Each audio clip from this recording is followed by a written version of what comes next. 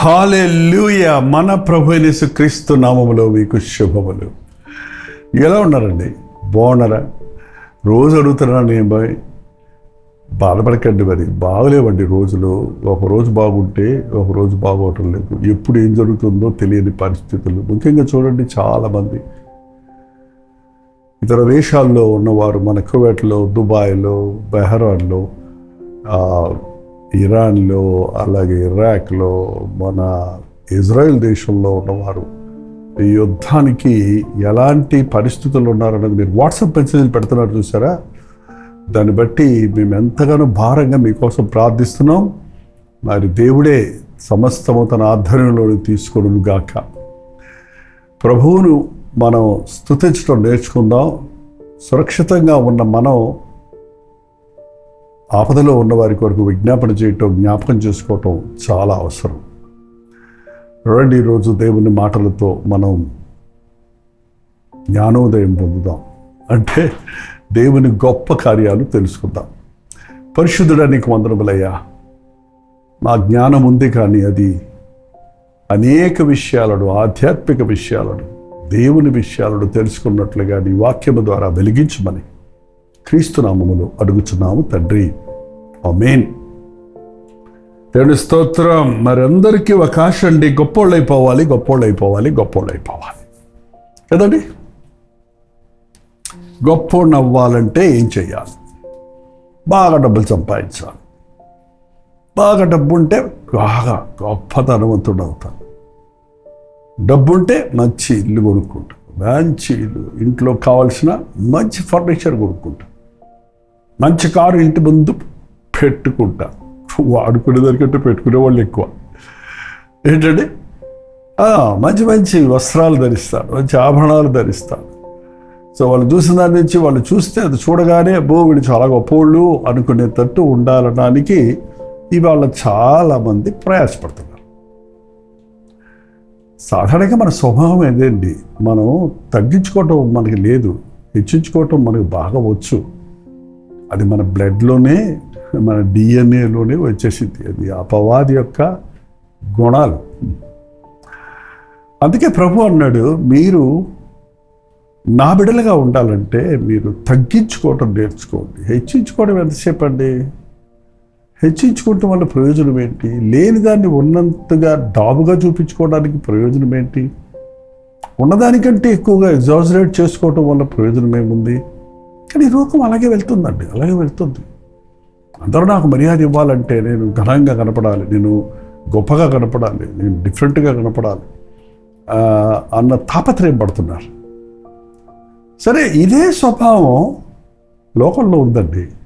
మరి దేవుని బిడ్డలమైన తర్వాత మనకి పోనీ లోక విషయాలు వదిలేసేయండి. మీరు విశ్వాసులైతే, విశ్వాసులకు కూడా ఇదే స్వభావం. నేను పెద్ద పాస్టర్నని అందరూ తెలుసుకోవాలి, నేను గొప్ప అద్భుతమైన స్వస్థత వరగలిగిన వాడిని తెలుసుకోవాలి, నాకు ప్రవచనమాత్మ ఉందని నేను అందరూ తెలుసుకోవాలి, మా సంఘం ఎంత పెద్దదో అని అందరూ తెలుసుకోవాలి, నేను ఎంత గొప్ప సేవ చేస్తున్నానో అందరూ తెలుసుకోవాలి అని ఆర్భాటం చేయటం అనేది చూస్తున్నామండి.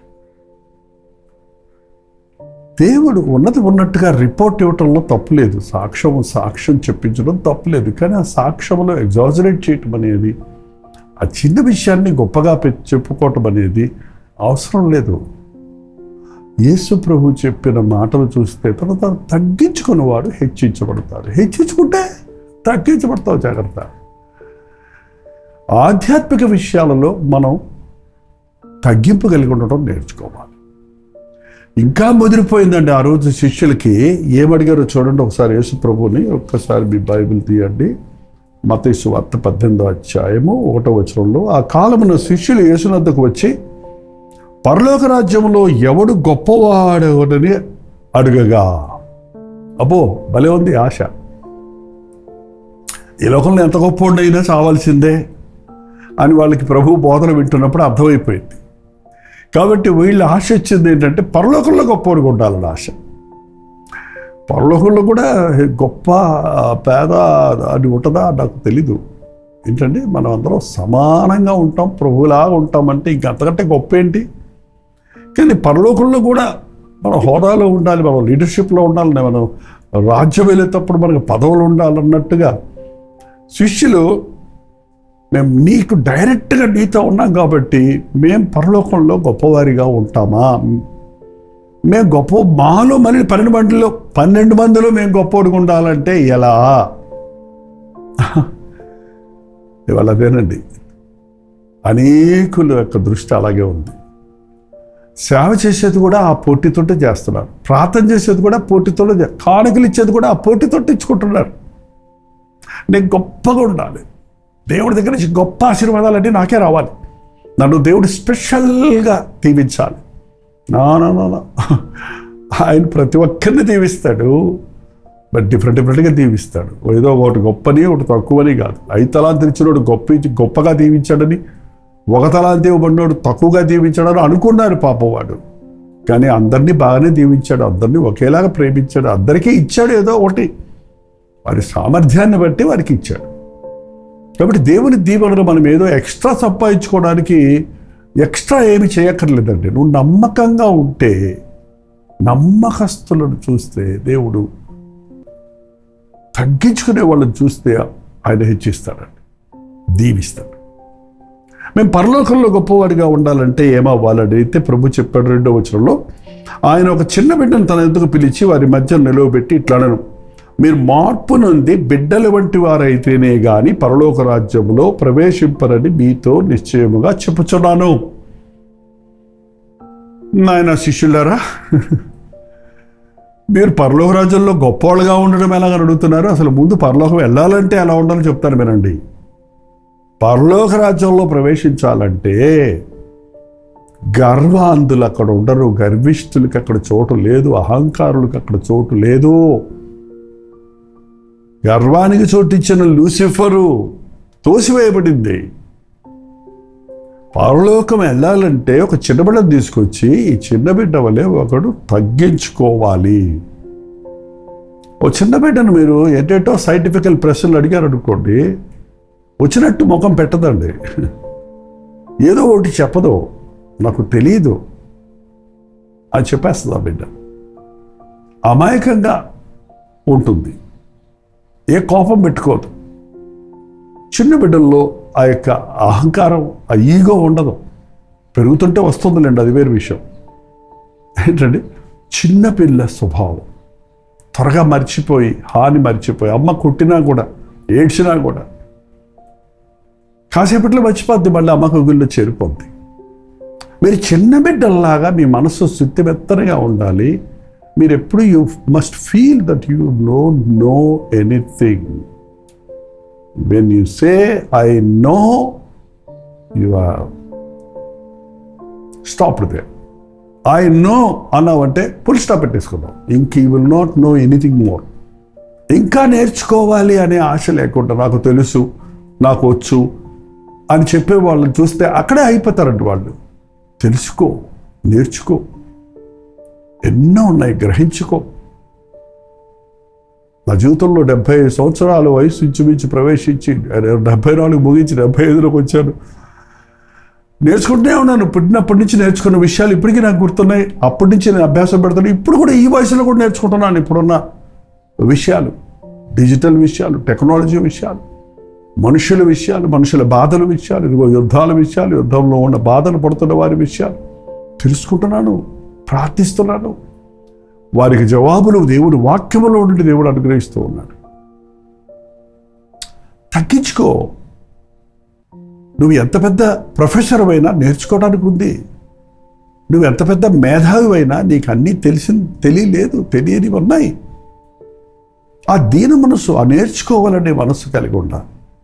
ఈ చిన్న బిడ్డ వల్ల తగ్గించుకున్నవారు పరలోక రాజ్యంలో ప్రవేశింపరు. అంతేకాదు, 5వ వచనం, 3వ వచనం, 3వ వచనం చదివాను, 4వ వచనం. కాగా ఈ బిడ్డ వల్లే తన్ను తాను తగ్గించుకోని వాడెవడో వాడే పరలోక రాజ్యంలో గొప్పవాడను. పరలోక రాజ్యంలో గొప్పవాడు ఉండాలంటే ఈ చిన్న బిడ్డలాగా ఈ లోకంలో తగ్గించుకో. ఆయన కుమారుడై ఉండి తాను పొందిన శ్రమల ద్వారా విధేయతను నేర్చుకున్నాడు.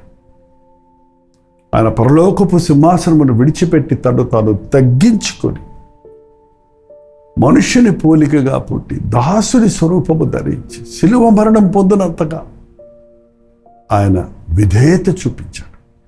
కాబట్టి ఆకాశం పైన, భూమి మీద, భూమి కింద ఉన్న ప్రతి మోకాలు యేసునామములో వంగవల్లని, ప్రతి నాలుక ఆయనే ప్రభువుగా ఒప్పుకోవడం వల్లని దేవుడు అత్యధికంగా ప్రభువును హెచ్చించాడు బైబిల్ చెప్తుంది.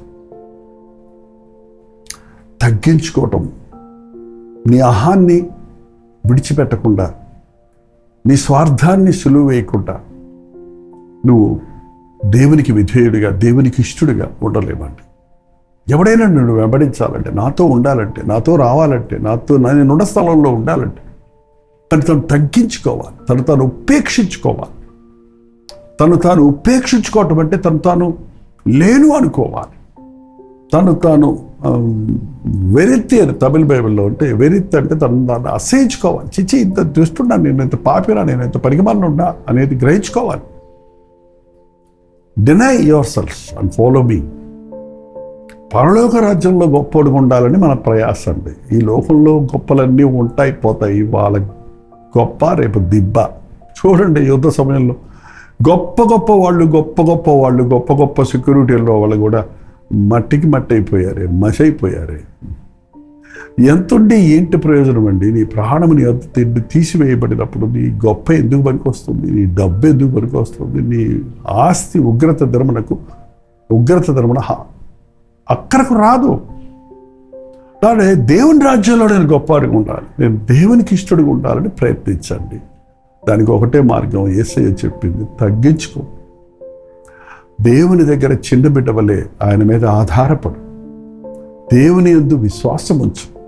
నేనేమై ఉన్నానో అది కేవలం ఆయన కృప అని ఆయనకే సమస్తమైన ఘనత, మహిమ చెల్లించు. గర్వం వల్ల జగడాలు పుడతాయండి.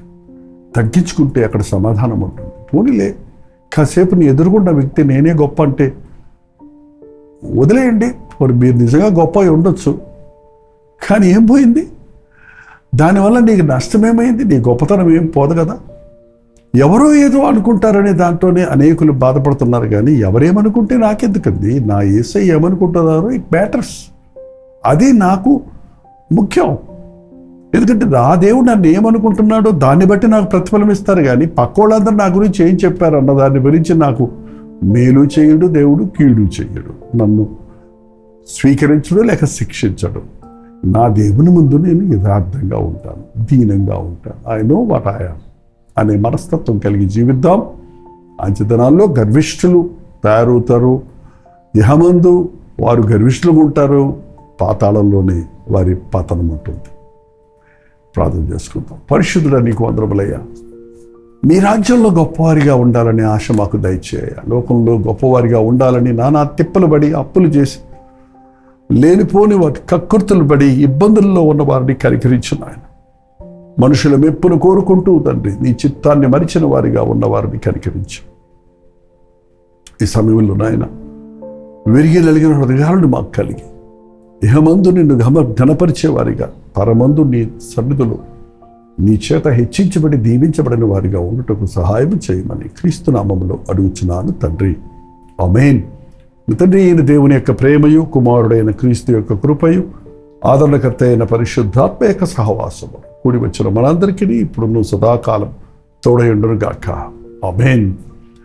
దేవుని స్తోత్రం. మీ ప్రార్థన అవసరతల భారాలు 9540 నెంబర్కి, మీరు ఇతర దేశాల్లో ఉంటే 91001008 నెంబర్కి తెలియజేస్తున్నాడు. అవును, ఇతర దేశాల్లో ఉన్న మీరు, ముఖ్యంగా యుద్ధము పరిస్థితుల వలన ఎఫెక్ట్ అయిన మీ దేశాల కొరకు, మీ కొరకు ఈ ప్రపంచంలో దేవుని సమాధానము ఏలునట్లుగా, దేవుని కృప చూపించినట్లుగా దేవుని సదులు విజ్ఞాపన చేస్తున్నాం.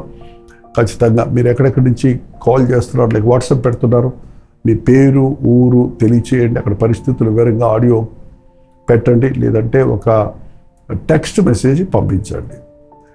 మరి ప్రభుత్వం అయితే మధ్యాహ్నం 3 గంటలకు హెచ్చరిక, అలాగే రాత్రి 9 గంటలకు లైవ్లో మళ్ళీ కలుసుకుందాం. అంతవరకు దేవుని మహాకృప మీకు తోడైన గాక.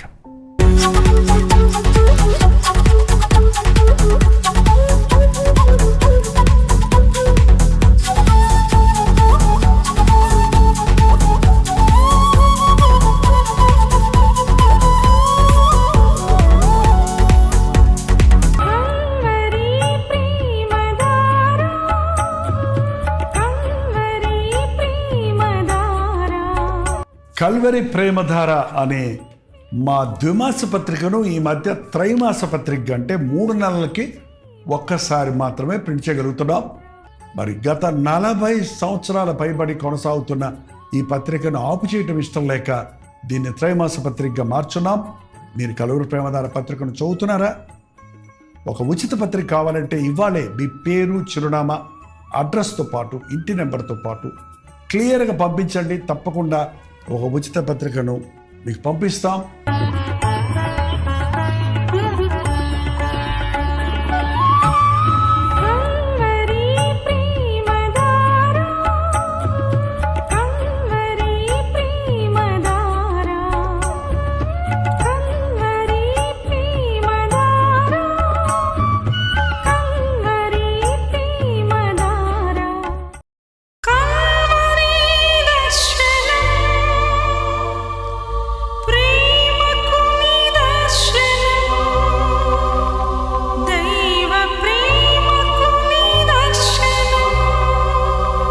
తెలుగు, తమిళ, హిందీ, మలయాళం, బెంగాలీ, ఒరియా అనే 6 భాషల్లో టెలివిజన్ ప్రోగ్రామ్స్ కొనసాగుతూనే ఉన్నాయి. భారభరితమైన పరిచయంలో మీరు సహకరించాలని ఆశిస్తే, ప్రభు మిమ్మల్ని ప్రేరేపిస్తే మీ విరాళాలు, కానుకలు వారికి మీరు పంపించవచ్చు. అవి నేరుగా టీవీ ఛానల్స్కి వెళ్తే అందులో ఏది మేము మా సొంత ఖర్చుల కొరకు ముట్టుకోవటం లేదు, వేరే పరిచయ కొరకు ముట్టుకోవటం లేదు. టెలివిజన్ పరిచయలో ఇంకా సువార్త వినని వారికి అది అందించాలని ఆశతో ఒక 20 సంవత్సరాలుగా కొనసాగుతున్న పరిచయం కొరకు ప్రార్థించండి, ఈ సహకారాన్ని అందించండి.